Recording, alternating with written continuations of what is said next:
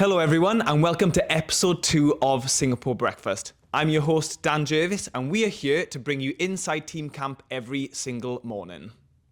So we have already had Yasmin Harper and Brown up yesterday in the 1 metre springboard. We saw Tilly place 21st and then in a very tight final yesterday watched Yasmin Harper place 8th. Let's see what she had to say after her performance last night. Hey Yasmin, well done tonight on a good performance overall in what was a pretty stacked field. How are you feeling about your overall performance?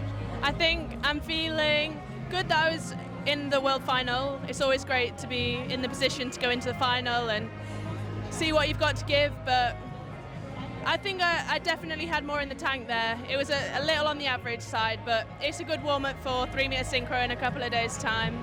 Absolutely. You know, we're coming off a bronze medal last year in Paris in the synchro event. We have that coming up later on this week. You must be pleased after that. That was a very strong start going into what is your best event. Yeah, 1 metre, the women's 1 metre is such a tough event. I mean, you've got some of the girls in there really pushing some big scores, and you know, you can't give away anything in that event. There's not much, so you know, you have to put everything on the table, and I just fell a bit short today. Well, I thought it looked pretty good from my point of view, if I'm honest. So that was me speaking to Yasmin last night. We are joined by her, and we are also joined by Scarlett Mew Jensen here right now this morning. Welcome both. How are you? Yeah, good. A little tired after yesterday, but yeah, doing all right. Yeah, well, look, it was so great to watch you last night. I thought you were amazing. It was my first ever time going to see diving live, and honestly, it's amazing to watch what you can do within 1 metre. You can do in 1 metre what I couldn't do in 10. And trust me, I've tried it, and I'm not very good. So, well done. It was so good. But how are you enjoying Singapore? How are you enjoying the heat? The heat is, I think when we're stood on the boards for, 2 hours at a time, I think it can get to us a little bit, but it is very nice conditions to dive in, and yeah, we're not like freezing cold on the boards, which is nice. Mm-hmm. So yeah, no, the heat it's a luxury, I think, when it comes to the pool, definitely. Well, I've heard there's a bit of a contrast in the heat from the prep camp. You were in Perth in Australia, and obviously it's winter there now. How was that diving, training? It's tough. Like, training in the cold is so hard because you want to keep your body warm, and we're in and out of the water in between dives, so you have to stand in there in the cold, it's a bit rough. And then when the end of the board is freezing, it's hard. But I think it does actually help you prepare for like all conditions and stuff, so we know what we're coming into. But obviously in Singapore we are not greeted with such temperatures, which is nice. So yeah, it's been good. This heat though is optimal for diving, isn't it? Oh yeah, I would keeping say so. the body limber. And like Yeah. You feel very boards loose. are soft, Good. the boards are nice, everything moves nicely. So no, very pleased to be here. Oh, well, that's great to hear. And look, we're coming off what was a historic medal for you both last year. The first medal for female diving in 64 years in Great Britain. It was amazing to watch. I remember watching it when I was there.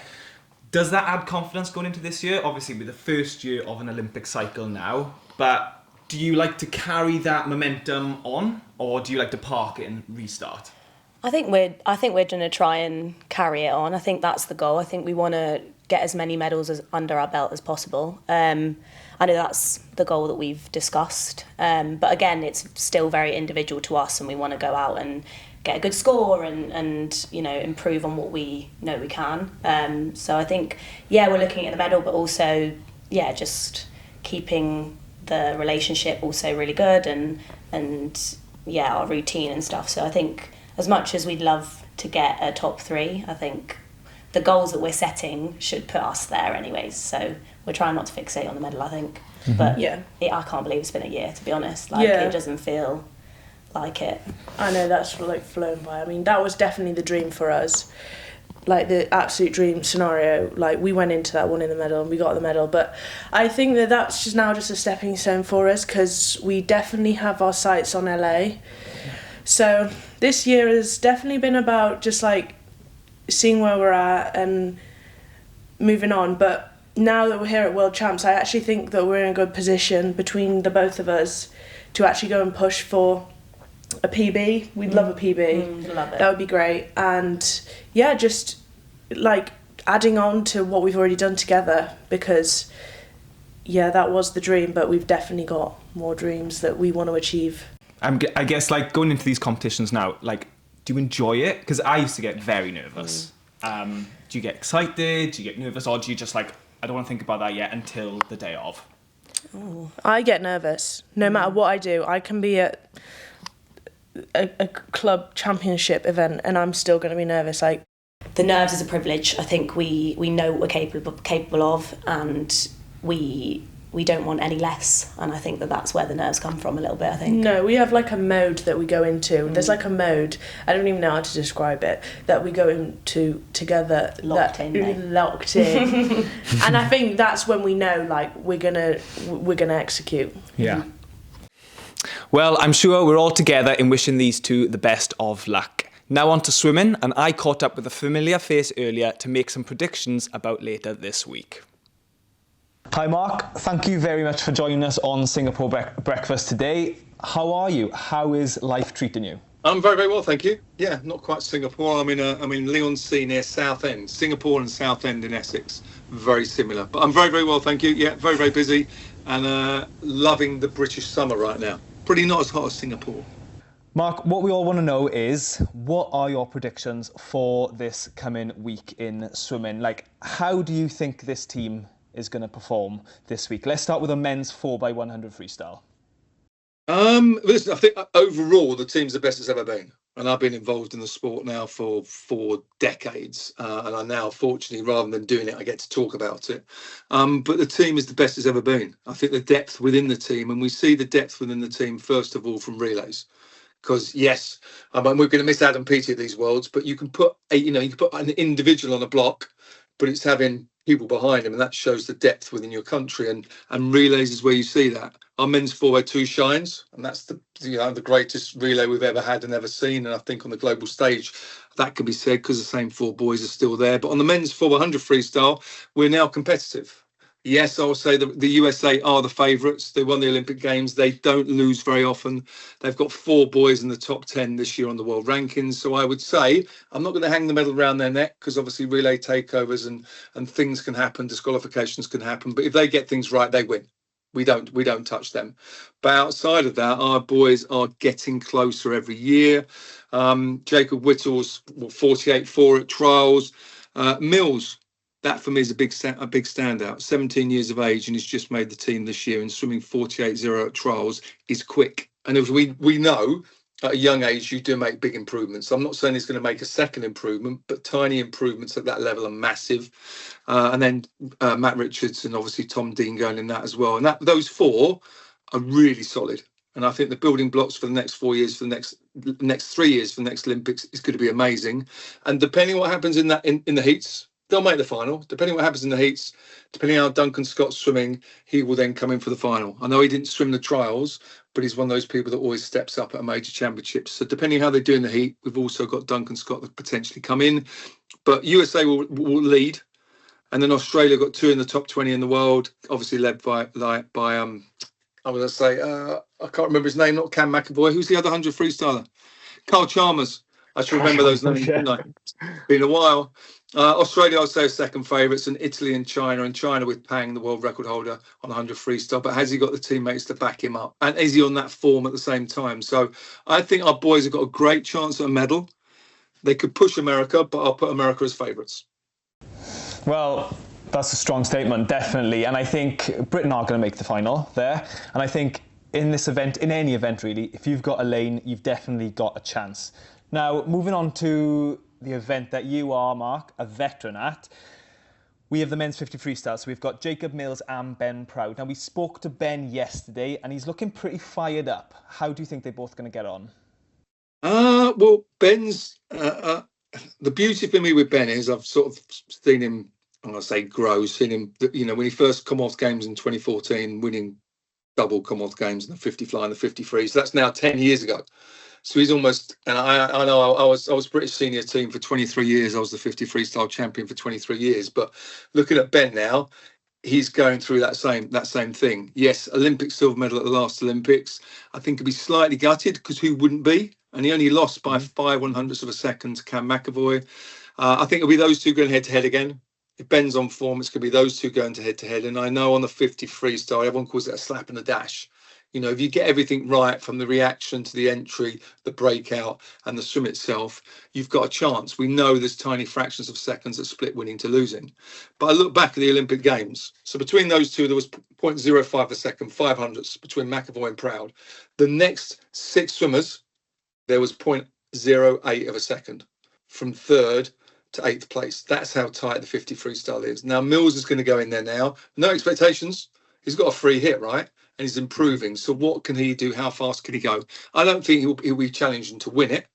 But if he can challenge to make a final at this level, that's going to be a great thing for him to do.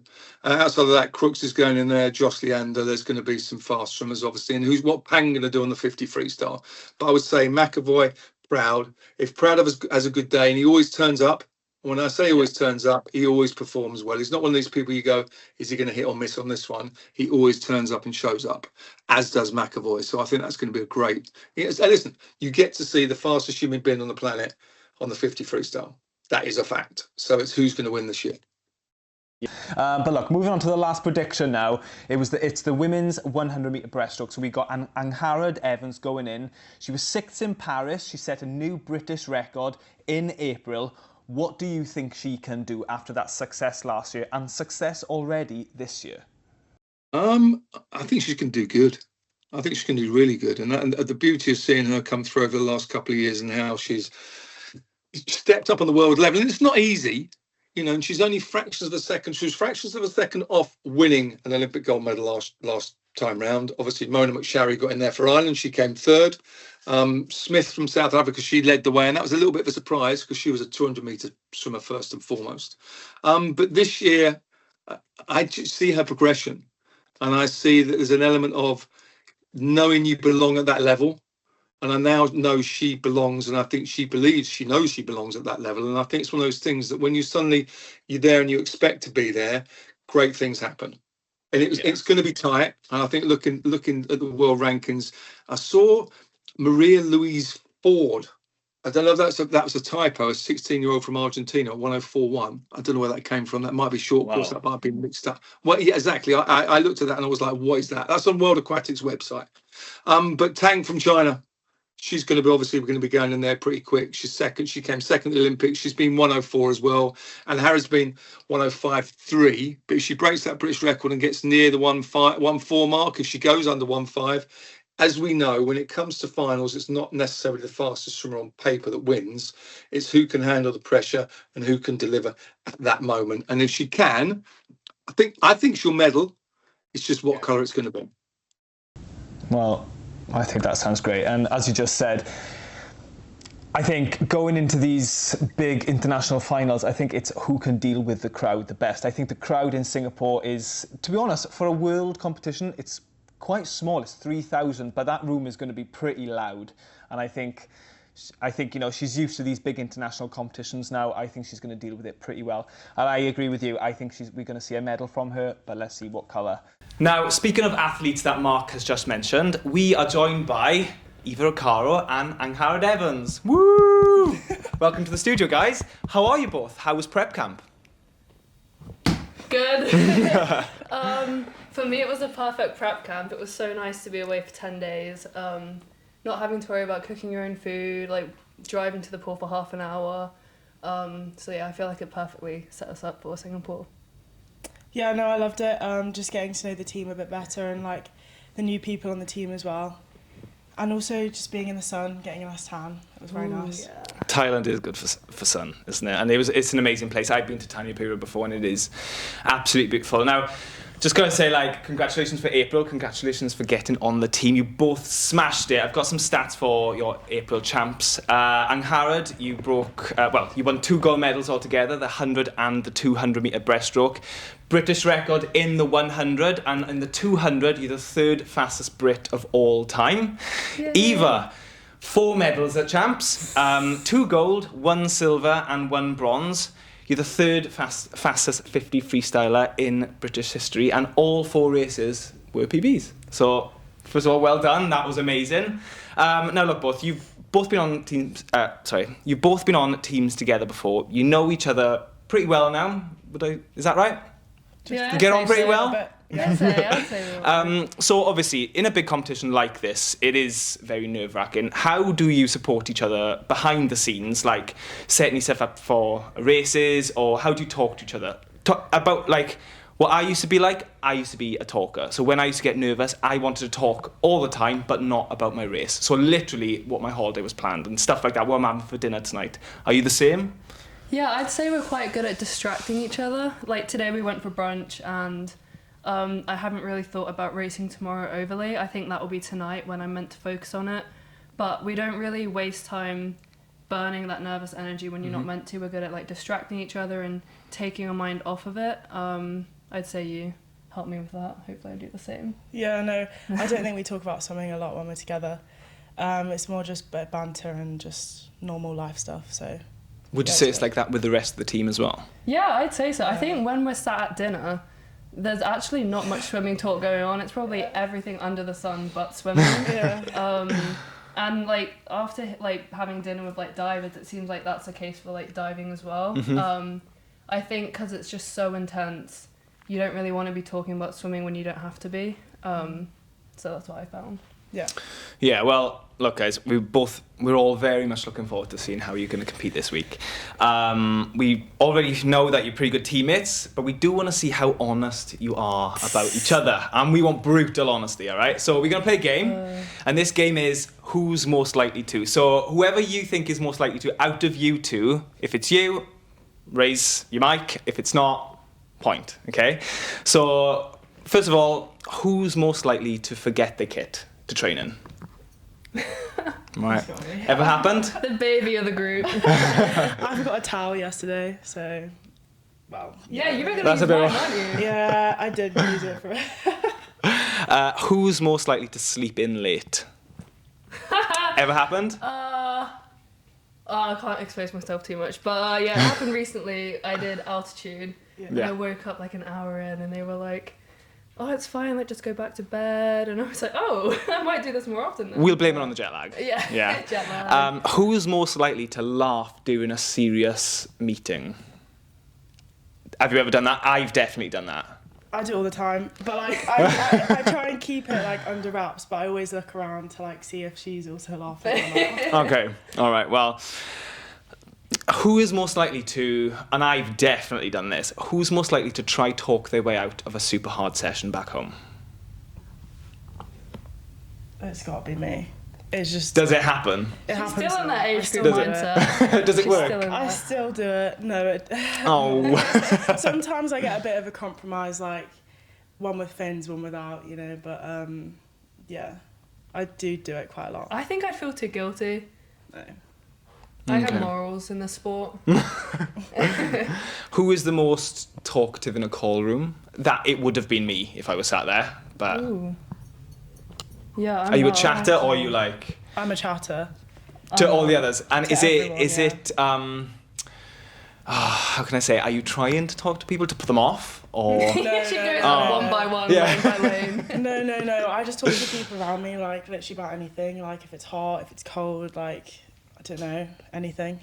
Right. Going on to this last question, who is most likely to go over the baggage allowance? Singapore is pretty good for shopping, isn't it? It was a bit of a struggle here, wasn't it? Yeah, because for Thailand they said we could have a carry-on and a suitcase and then like a rucksack. And then to Singapore it was only a suitcase and like one carry-on. So I had to fit everything in my suitcase and it was 32.8. So I was And what's the allowance? I think it was 28. So What was yours, 32? 32.8. I think Wow. all my belongings together and my life collected are 32 kg. So, Well, look, both, thank you for being so honest. That was a pretty good game. We're all behind you this week. Good luck, have fun, and thank you very much for joining us this morning. Thank you so much. We have got such an exciting afternoon ahead of us. So we've got the men's 1 metre springboard final in the diving pool, and then heading over to the swimming pool where it's the first final session of the week. We've got the men's 4x100 freestyle relay, which I think is going to be pretty rapid. It's the one I'm most looking forward to. Now you can catch all of the action free on the Aquatics GB website, and please head over to us again tomorrow for Singapore breakfast. We will see you there.